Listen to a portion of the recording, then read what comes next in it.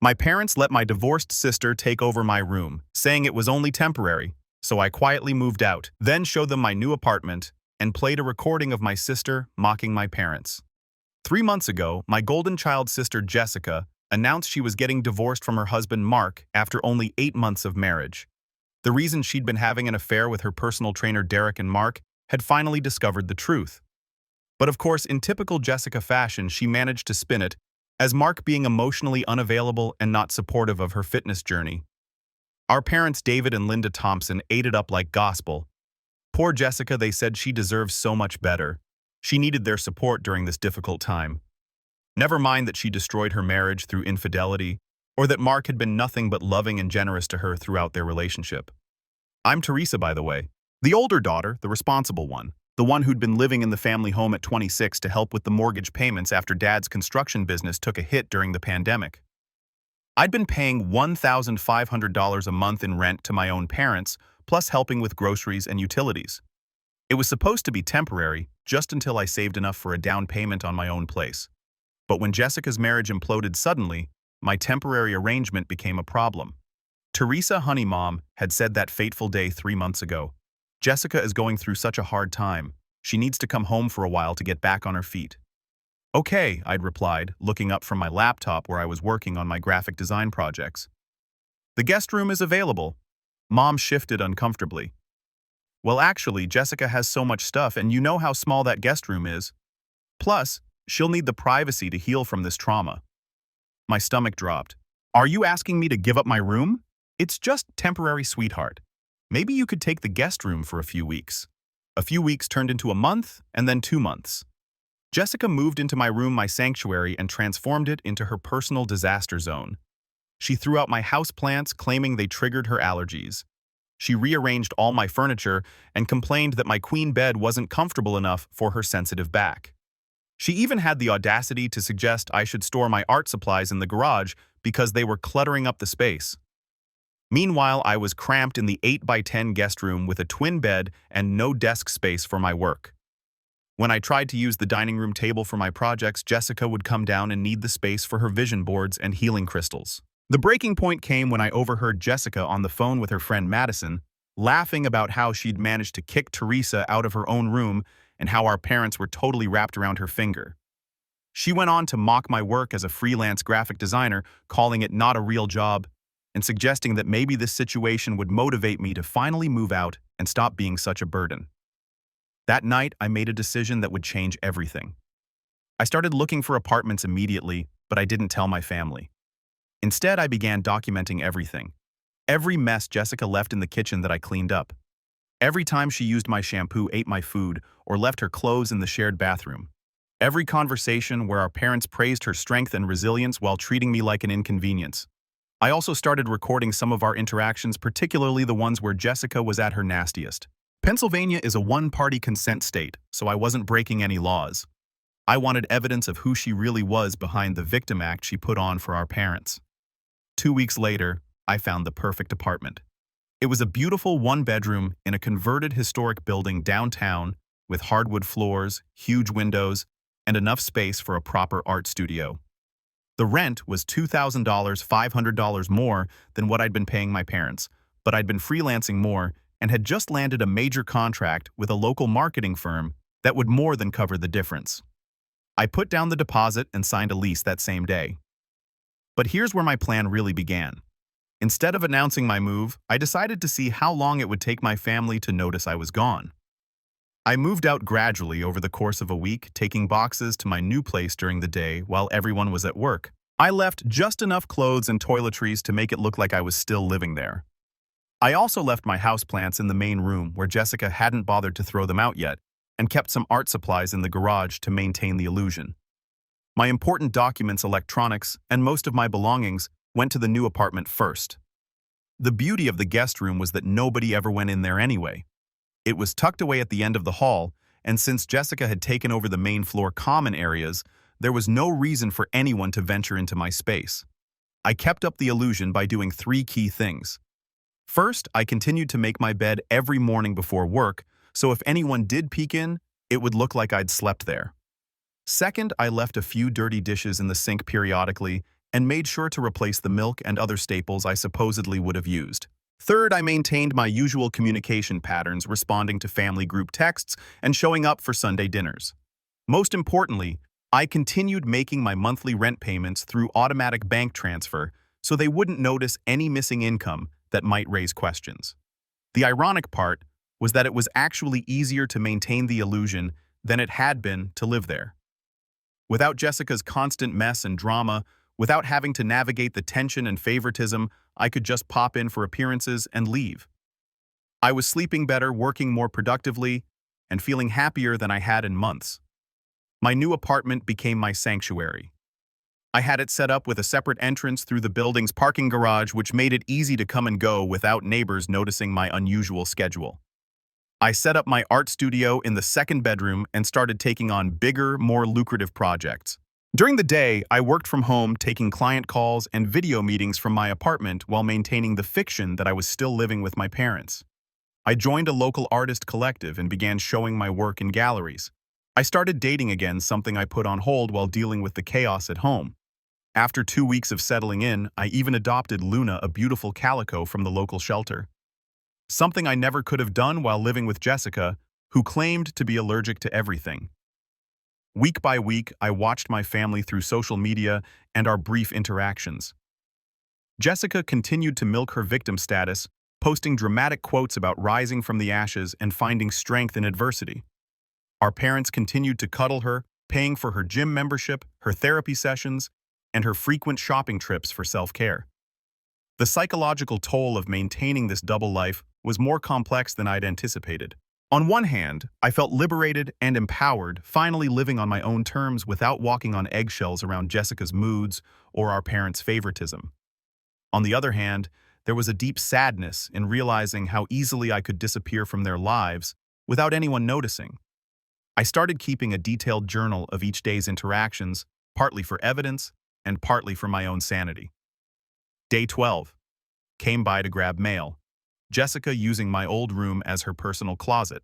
Clothes everywhere. Mom asked if I could pick up groceries since I was already out. Paid for $78 worth of food that Jessica will eat while complaining about being broke. Day 18. Sunday dinner. Dad mentioned the mortgage payment being tight this month. Jessica immediately suggested they could cut back on unnecessary expenses. When Mom mentioned my rent contribution, Jessica said maybe they should look into adjusting it since I barely use any space anymore. They all laughed. I excused myself to the bathroom and cried for 10 minutes. The most revealing moments came during those Sunday dinners. I'd sit at the table contributing to conversations, helping clear dishes, being physically present, but it was like I was invisible. Jessica would dominate every discussion with her latest drama or achievement. She'd gotten a part-time job at a boutique, and our parents treated it like she'd won a Nobel Prize. Jessica's so responsible, Mom would gush. She's really turning her life around. Meanwhile, I just landed my biggest freelance contract ever, worth more than Jessica would make in 6 months. And when I mentioned it, Dad nodded absently and asked Jessica if she needed help with her car insurance payment. The invisibility extended to the physical space too. During week 3, I conducted a little experiment. I rearranged the guest room, completely moving furniture around and changing the bedding. I left it that way for 5 days. Nobody noticed. I could have painted the walls neon green and hung disco balls from the ceiling. And as long as I showed up for Sunday dinner acting normal, they would have remained oblivious. But the most painful realization came during week 4 when I overheard a conversation between my parents that I wasn't supposed to hear. I'd stopped by to grab some art supplies I'd forgotten, and they were in the kitchen discussing finances. "We really need to think about raising Teresa's rent," Dad was saying. "With Jessica's expenses and the house repairs coming up, we could use the extra income." "How much were you thinking?" Mom asked. "Maybe bump it up to $2,000. She's hardly ever here anyway, always working on those art projects, and it's not like she has any other options at her age." "That seems fair," Mom agreed. "She should be grateful she has somewhere affordable to live. Most people her age are paying way more for apartments." They were planning to raise my rent by $500 for a room I wasn't even living in, based on the assumption that I had no other choices and should be grateful for their generosity. The casual dismissal of my art projects as if they were a hobby rather than my actual career was the final insult. That's when I started recording conversations more systematically. I bought a small digital recorder and began documenting not just Jessica's manipulative behavior, but also my parents' casual disregard for my contributions and achievements. The evidence piled up quickly. Meanwhile, I documented everything. Screenshots of Jessica's social media posts showing her out partying with Derek while she was supposedly healing from trauma. Photos of the chaos she left in the kitchen. Recordings of her on the phone bragging about manipulating our parents and mocking me. My new life was flourishing in ways I hadn't expected. Without the constant stress of navigating family drama, my creativity exploded. I was producing my best work ever. Bold pieces that reflected my growing sense of self-worth and independence. The marketing firm I was contracting with offered me additional projects. Impressed by both my artistic vision and my professionalism, I was making more money than I ever had even after paying higher rent for my apartment. I also started building genuine friendships for the first time in years. Living at home had made it difficult to maintain adult relationships, especially when Jessica would monopolize any social gathering with her drama or make passive-aggressive comments about my friends. Now I had space to host dinner parties, art nights, and casual hangouts. My social life expanded beyond the suffocating bubble of family dysfunction. The artist collective I joined became a second family of sorts, one that actually saw and valued me. They celebrated my successes, offered support during challenging projects, and treated my work with the respect it deserved.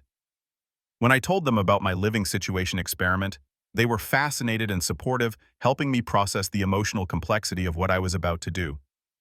It's like you're conducting an anthropological study of your own family, my friend Maya observed during one of our coffee meetings. But the findings have to be pretty painful. She was right. Each day brought new evidence of how little I mattered to them as an individual, how easily they functioned without my actual presence, as long as they believed I was still safely in my designated role as the responsible invisible daughter. But the most damning evidence came in week 4 of my secret move. I had stopped by to grab something I'd forgotten and overheard Jessica talking to Derek in my old room, which she was now calling her room. I can't believe how easy this was, she was saying. Teresa's such a pushover, and Mom and Dad are so desperate to help their precious baby girl that they don't even see how I'm playing them. Derek laughed. What about Teresa, though? Isn't she pissed about getting kicked out of her room? Please, Jessica scoffed. She's too pathetic to stand up for herself. Besides, this house is way too nice for someone like her. She should be grateful I'm teaching her some independence. I recorded every word. As the weeks passed, I watched my family's dynamics with fascination. Nobody questioned my absence at family movie nights because I was probably tired from work. Nobody wondered why they never saw me in the kitchen making breakfast because I was always rushing out early. I had changed my mailing address to a P.O. box to avoid any mail delivery issues and handled all my business correspondence through my apartment address. When I did show up for Sunday dinners, I parked a few blocks away and walked over, timing my arrivals for when everyone would already be gathered. They were so focused on Jessica's latest drama that I might as well have been invisible. It was during week 5 that I realized something that made my heart ache. My parents didn't actually miss me. They missed my rent money, my help with chores, my emotional labor, but they didn't miss me as a person. When I was there, I was just background noise. When I wasn't, they didn't notice the difference. That realization solidified my resolve for what I was about to do. I started planning the reveal carefully. I wanted maximum impact, maximum embarrassment, and maximum truth. I also wanted witnesses, so I decided to do it during Sunday dinner. Jessica often had Madison over for these dinners lately, treating them like social media opportunities to showcase her supportive family narrative. The setup was perfect. I arrived at Sunday dinner as usual, bringing dessert and acting completely normal. Jessica was holding court at the dining room table, regaling everyone with her latest tale of woe about how difficult it was to rebuild her life and how grateful she was to have such supportive family. Mom was making sympathetic noises and offering to pay for another shopping therapy session. Dad was nodding along and suggesting they could help with Jessica's car payment this month. Madison was taking photos for Jessica's Instagram, helping to craft the perfect blessed with family post. That's when Mom made the comment that gave me the perfect opening. Well, the good news is that Jessica will only be staying here for a while longer, Mom said with a laugh, just until she gets fully back on her feet. Jessica laughed too. Yeah, and then Teresa can have her precious guest room back and stop being so grumpy about the whole situation. The table erupted in chuckles like I was the unreasonable one for being displaced from my own room, like I was being childish for not embracing this temporary arrangement that had already lasted 2 months with no end in sight. That's when I stood up, smiled, and dropped my bomb. How funny. I haven't lived here in 6 weeks. The laughter died instantly. You could have heard a pin drop in that dining room. I watched as confusion, then realization, then panic flashed across their faces. Mom was the first to speak, her voice shaking. Wait, so where exactly have you been staying? I pulled out my phone and showed them photos of my apartment. My beautiful, organized, peaceful apartment with my art studio and my cat and my actual life. I moved out 6 weeks ago, I said calmly. I have a gorgeous one-bedroom downtown. Luna and I are very happy there. Luna Dad asked weakly. My cat, the one I could never have here, because Jessica is allergic to everything except drama and manipulation. Jessica's face was turning red. You moved out without telling us. That's so selfish, Teresa. What if we needed you? I laughed. Actually laughed. Needed me for what, Jessica? You took over my room. You dismissed my work. You mocked me to your friends and you celebrated kicking me out of my own space. What exactly did you need me for? That's not, I never? Jessica started to stammer. Oh, but you did. I pulled out my phone again and played the recording of her conversation with Derek. Her voice filled the dining room clear as day, talking about how easy it was to manipulate our parents and how pathetic I was for not standing up for myself.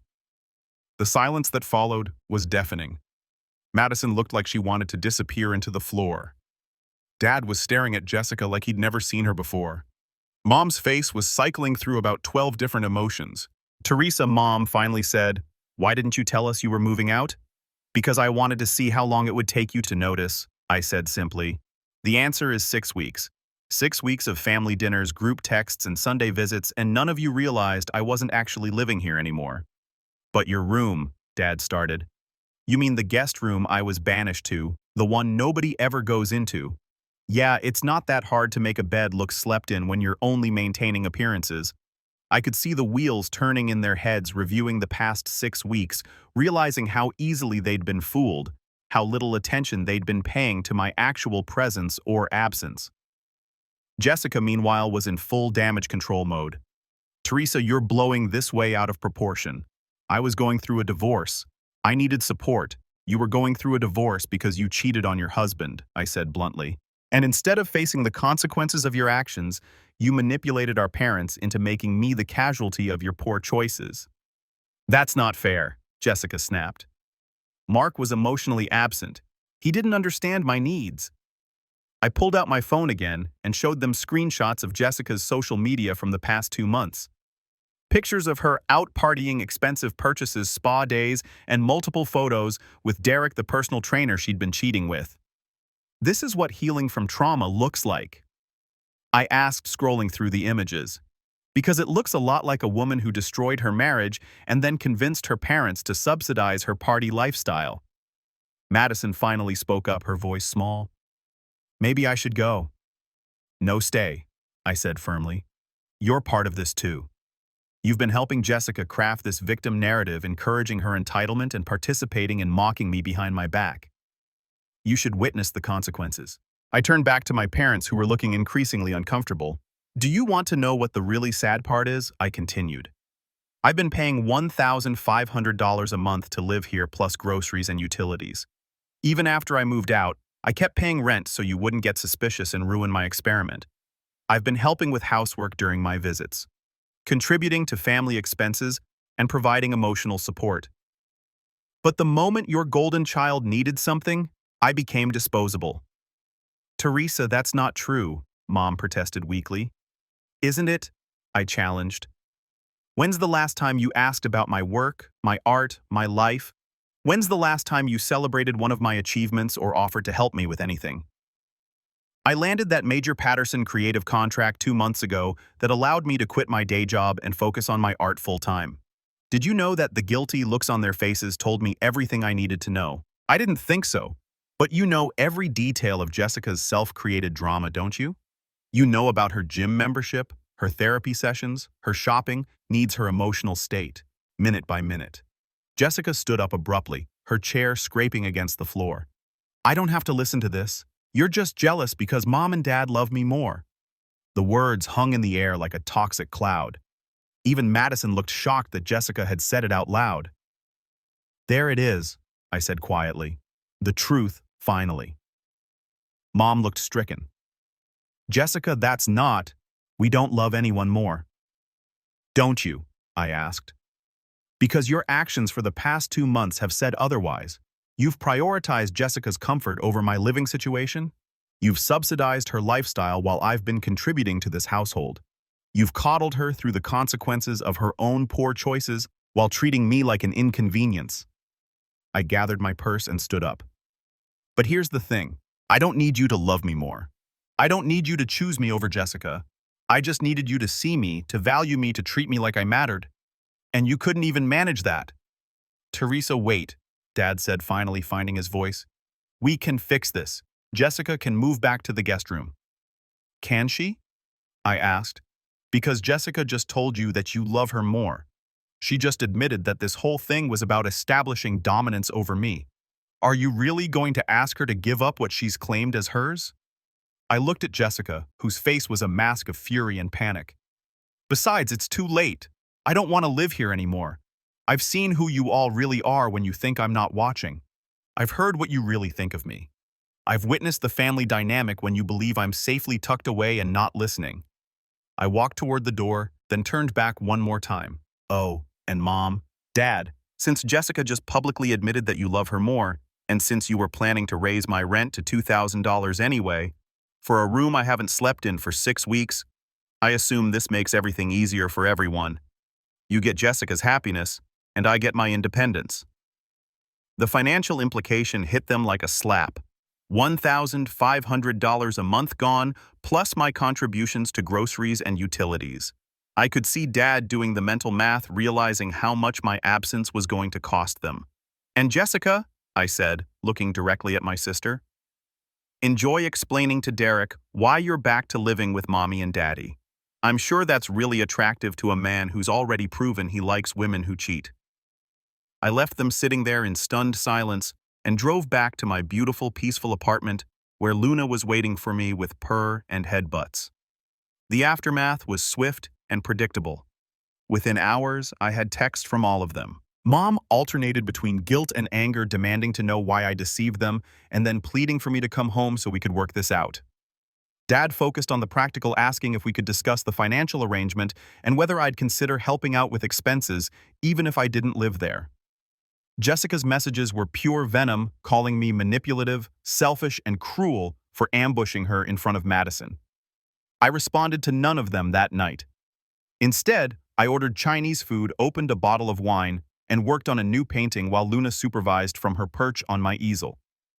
The next few days brought more messages, phone calls, and even a visit from Mom, who showed up at my apartment after somehow getting my address from my emergency contact information at work. Teresa, honey, we need to talk, she said when I opened the door. Do we? I asked, not inviting her in. This has all gotten out of hand. Jessica is devastated. She's been crying for days. Jessica is devastated that her manipulation tactics were exposed and recorded, I corrected. She's devastated that she can't play victim anymore now that everyone knows the truth. She made a mistake. Teresa, she's young and going through a hard time. She's 24. Mom, I'm 26. Stop treating her like a child and me like I'm disposable. Mom's face crumbled. We don't think you're disposable. We love you. You love the idea of me. You love having a responsible daughter who helps with expenses and doesn't cause drama, but you don't actually see me or value me as a person. That's not true. I sighed and finally invited her in, mainly because my neighbors were starting to stare. Mom, sit down. I want to ask you something, and I want you to answer honestly. She perched nervously on my couch, looking around at my apartment with surprise, as if she couldn't believe I was capable of creating such a beautiful, organized space. What's my favorite color? I asked. Blue-green. What kind of art do I specialize in, Sai? Graphics design, mixed media paintings, and digital illustrations. What's the name of the marketing firm I'm contracting with? I don't Patterson Creative. What's my middle name? She stared at me speechless. It's Elizabeth, Mom. Elizabeth after your mother. You chose it. The silence stretched between us as the reality of how little she actually knew about me sank in. Now let me ask you about Jessica, I continued. What's her favorite color? Pink, she answered immediately. What's her favorite restaurant? That Italian place downtown Morello's. What's the name of her gym Fitness First on Maple Street? What's her middle name, Rose? After my grandmother, I nodded. You see the difference, Mom started crying then. Quiet tears that she tried to wipe away quickly. Teresa, I'm sorry. I didn't realize. You didn't realize because you didn't want to. It was easier to take me for granted to assume I'd always be there, always be reliable, always be the one who didn't need anything. What can we do to fix this? I don't know if you can, Mom. Trust isn't something you can just apologize back into existence. She stayed for another hour and I showed her around my apartment. My art studio introduced her to Luna. I could see her struggling to reconcile this version of me, this independent, successful creative person, with the background character I'd been in her mind. When she left, she hugged me tightly and promised things would be different. I wanted to believe her, but I'd learned not to hold my breath. The real test came 2 weeks later when Jessica's latest crisis erupted. Derek had broken up with her, apparently deciding that a woman who cheated on her husband and was living with her parents wasn't the catch he thought she was. Jessica was predictably devastated and demanding all of our parents' attention and resources to help her through this new trauma. I got the group text at 2 a.m. Teresa, Jessica really needs us right now. Can you come over? She's talking about the guest room again just temporarily while she processes this setback. I screenshotted the message and sent it to my group chat with my new friends from the Artist Collective, along with the caption, 6 months later, still asking for the guest room. Then I turned off my phone and went back to sleep. The next morning brought a flurry of missed calls and increasingly frantic messages. I finally responded around noon. Jessica is an adult who created this situation through her own choices. She needs to face the consequences and figure out her own housing situation. I will not be coming over lending money or providing emotional support for problems she brought on herself. The backlash was immediate and intense. I was selfish, cold-hearted, cruel. I was abandoning my family in their time of need. I was holding grudges and being vindictive. But I held firm. And something interesting happened. Without me there to serve as Jessica's safety net and our parents' scapegoat, the family dynamic began to shift. Dad started asking harder questions about Jessica's choices and her plans for independence. Mom began to see through some of Jessica's manipulation tactics without me there to absorb the manipulation meant for me. Most importantly, they started reaching out to me as a person rather than as a resource. Mom asked about my art and actually listened to my answers. Dad inquired about my business and offered to help me network through his construction contacts who might need design work. It wasn't perfect and it wasn't immediate, but slowly, gradually, they began to see me. 6 months after my dramatic revelation dinner, I had my first solo art show at a local gallery. I sent my family an invitation, not sure if they'd come. They all showed up, even Jessica looking subdued and genuinely remorseful for the first time in memory.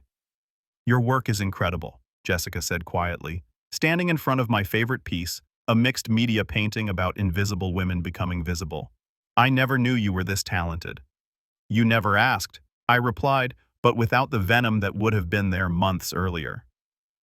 Teresa, she continued, I owe you an apology, a real one. I was selfish and manipulative and I treated you terribly. I convinced myself that you were stronger than me, that you didn't need support like I did, but really, I was just taking advantage of your kindness. I studied her face looking for signs of manipulation, but she seemed genuine. I've been in actual therapy, she added.